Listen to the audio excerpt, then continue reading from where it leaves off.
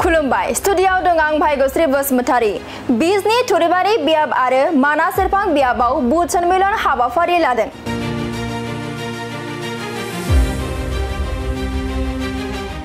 नंगौ आथिखालाव प्रमोद बर' दैदेननाय इउपिपिएल दोलोआ बिटिआरनि मोनफ्रोमबो बियाबाव बुध सन्मेलन हाबाफारि खुंफुंनाया सोलिगासिनो दं। थिग बेबादिनो थांनाय सानखालिबो बिजनी थुरिबारि बियाब आरो मानास सेरफां बियाबाव बुध सन्मेलन हाबाफारिया खुंफुंजादोंमोन।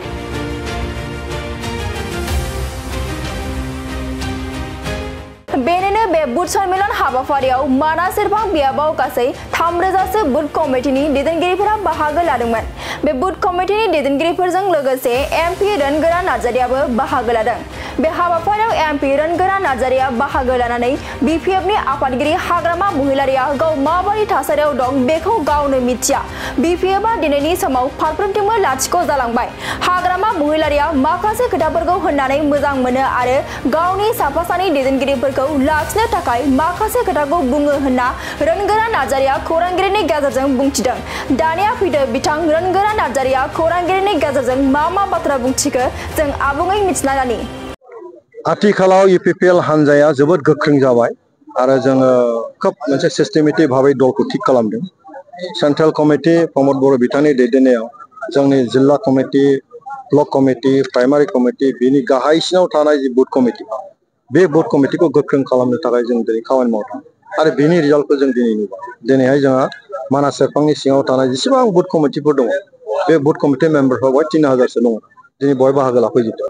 फैगौ बैसागुआव जों बोरै जुद्ध खालामो बेनि मोनसे तालिम जों खालामदों। बिराद मोजां बयबो बाहागो लादों, बयबो फुरथि आरो जों देरहासार जागोन। एबार जोङो फुरा अंकजों जों थांगोन आरो जिहेतु जोंहा एबारनि बिसायख'थियाव गोबां माखासे सुथ्रुफोर दङ, गोबां राजनितिक दल बेवहाय फैदों। बयबो राजनितिक दलखौ जों फेजेनजोबनानै इउपिपिएलआ देरहानांगौ। बिनि थाखाय जोंनि जि तालिम बे एखेबारे मजबुत आरो बेखौ जों दा खालामनो हाबाय। जों खालि इलेक्सननि डेटखौल' जों नेबाय थादों आरो जों देरहासार जागोन, इउपिपिएलआ सरकार दागोन। बिपिएफआ मा अबस्थायाव दं बे गावखौनो मिथिया। हाग्रामा महिलारि बिथाङा बिपिएफनि आफादगिरि, दा गाव मा अबस्थायाव दं, बिपिएफआ मा अबस्थायाव दं बेखौनो गावसोर मिथिया। ओंखायनो बिसोरो एखेबारे आबुल थाबुल खोथाफोरखौ बुंबाय थायो। नों साननानै नाय जे बिपिएफआ 2020 मायथाइयाव 17 जन एमसिएलए देरहादों, 17टा गाहायै फैयै फैयै 10 जनाव फैबाय। जों 12टा देरहादोंमोन, जगायै जों 17टा मोनहैबाय। एमएलएखौ जों देरहाजोब्बाय, एमपि 2 जों मोनबाय। बिपिएफआ 0 जोब मोनफ्रोमबो बिसायख'थियाव।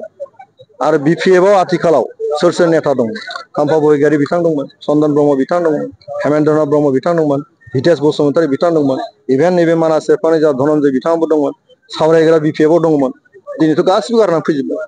बे अबस्थाखौ नुवाखै बियो।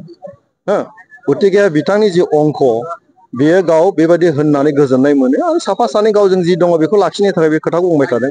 गतिके बिपिएफनि अबस्थाया मोजां नङा आरो बिपिएफनि अबस्थाखौ गाव मोजां नङैखौ बुजियैआनो बिनि थाखाय भुल जादों।